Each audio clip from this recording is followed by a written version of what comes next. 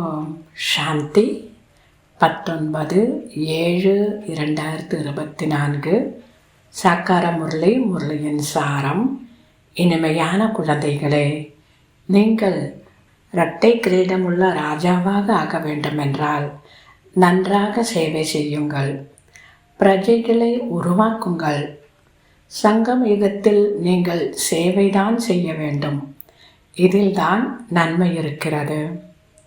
கேள்வி: பழைய உலகத்தின் விநாசத்திற்கு முன்னால் ஒவ்வொருவரும் எந்த ஒரு அலங்காரம் செய்ய வேண்டும்? பழைய உலகத்தின் விநாசத்திற்கு முன்னால் ஒவ்வொருவரும் எந்த ஒரு அலங்காரம் செய்ய வேண்டும்? பதில்: குழந்தைகளாகிய நீங்கள் யோக பலத்தின் மூலம் தங்களுடைய அலங்காரம் செய்யுங்கள். இந்த யோக பலத்தின் மூலம்தான் முழு உலகமும் தூய்மையாகும். நீங்கள் இப்போது வானப்பிரஸ்த நிலைக்கு செல்ல வேண்டும். ஆகவே இந்த சரீரத்தை அலங்காரம் செய்வதற்கான அவசியமில்லை.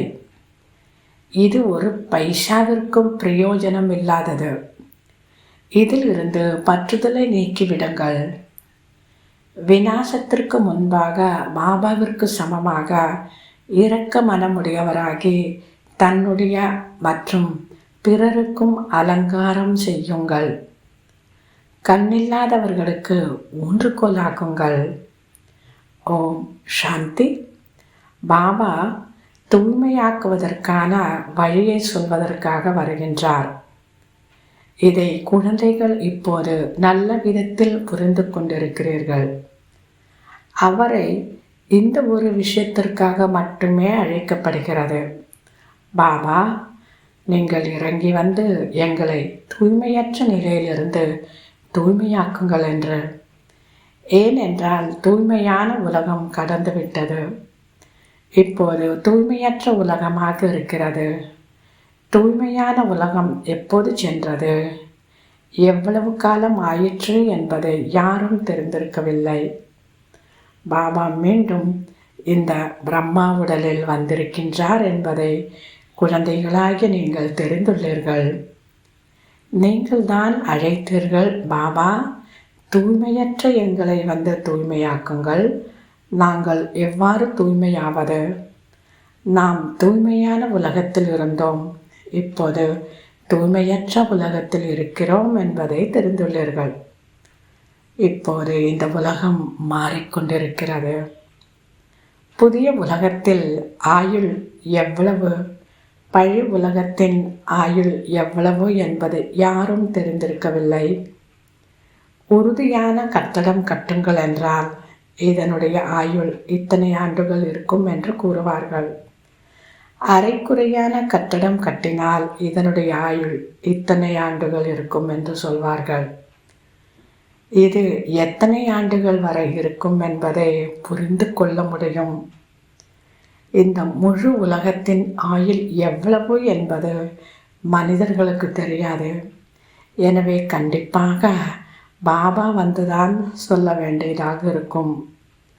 பாபா கூறுகின்றார், குழந்தைகளே, இப்போது இந்த பழைய உலகம் முடிய வேண்டும். புதிய தூய்மையான உலகம் ஸ்தாபனையாகி கொண்டிருக்கிறது. புதிய உலகத்தில் மிகவும் குறைந்த மனிதர்கள்தான் இருந்தார்கள். புதிய உலகம் சத்தியுகமாகும். அதை சுகதாமம் என்றும் சொல்கிறார்கள். இது துக்கதாமமாகும். இதனுடைய முடிவு கண்டிப்பாக வர வேண்டும். பிறகு சுகதாமத்தின் வரலாறு திரும்பவும் நடக்க வேண்டும். இதை அனைவருக்கும் புரிய வைக்க வேண்டும். பாபா டைரக்ஷன் கொடுக்கின்றார். தன்னை ஆத்மா என்று புரிந்து பாபாவை நினைவு செய்யுங்கள். மேலும் மற்றவர்களுக்கும் இந்த வழியை சொல்லுங்கள். லௌகிக்க தந்தையை அனைவரும் தெரிந்திருக்கிறார்கள், பரலோகிக்க தந்தையை தெரிந்திருக்கவில்லை. சர்வ வியாபி என்று சொல்லிவிடுகிறார்கள்.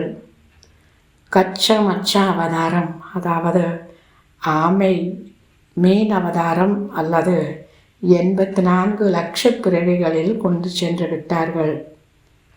உலகத்தில் யாருமே பாபாவை பற்றி தெரிந்திருக்கவில்லை. பாபாவை பற்றி தெரிந்தால்தானே புரிந்து கொள்ள முடியும். ஒருவேளை கல்லிலும் முள்ளிலும் இருந்தால் ஆஸ்தி என்ற விஷயமே இருக்க முடியாது. நல்லது. தாரணைக்கான முக்கிய சாரம்.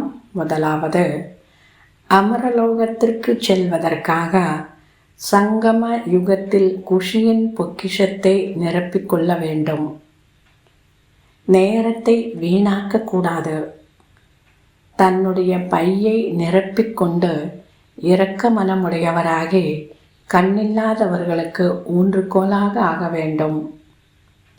இரண்டாவது, கைகளில் சொர்க்கத்தை பெறுவதற்கு கண்டிப்பாக தூய்மையாக வேண்டும். தன்னை சதோ பிரதானமாக மாற்றுவதற்கு யுக்திகளை படைத்து தன் மீது தானே கருணை காட்ட வேண்டும். யோக பலத்தை சேமிக்க வேண்டும். வரதானம். தலைவரை எப்போதும் கூடவே வைத்து இணைந்த ஸ்வரூபத்தின் அனுபவம் செய்யக்கூடிய விசேஷ நடிகர் ஆகுக. தலைவரை எப்போதும் கூடவே வைத்து இணைந்த ஸ்வரூபத்தின் அனுபவம் செய்யக்கூடிய விசேஷ நடிகர் ஆகுக. விளக்கம். குழந்தைகள் பாபா என்று மனதார கூறும் பொழுது திலாராம் ஆஜராகிவிடுகிறார். அதனால்தான் தலைவர், அதாவது பாபா கூட இருக்கின்றார் என்று கூறப்படுகிறது.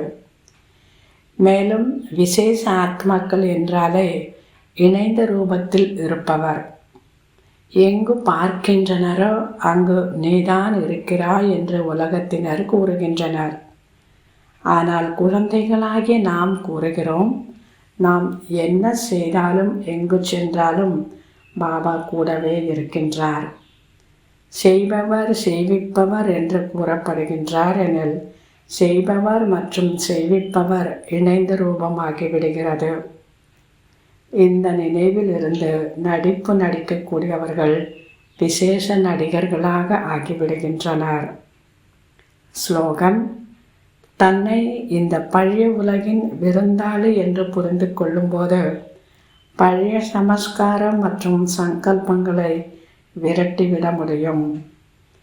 தன்னை இந்த பழைய உலகின் கெஸ்ட் என்று புரிந்து கொள்ளும்போது பழைய சமஸ்காரம் மற்றும் சங்கல்பங்களை கெட் அவுட் செய்ய முடியும். நல்லது. இனிமையிலும் இனிமையான 5000 வருடங்களாக காணாமற் போய் மீண்டும் கண்டெடுக்கப்பட்ட செல்ல குழந்தைகளுக்கு தாய் தந்தை பாப் தாதாவின் அன்பு நினைவுகள் மற்றும் காலை வணக்கம். ஆன்மீக குழந்தைகளுக்கு ஆன்மீக தந்தையின் நமஸ்காரம். ஆன்மீக தந்தைக்கு ஆன்மீக குழந்தைகளின் நமஸ்காரம். ஓம் சாந்தி.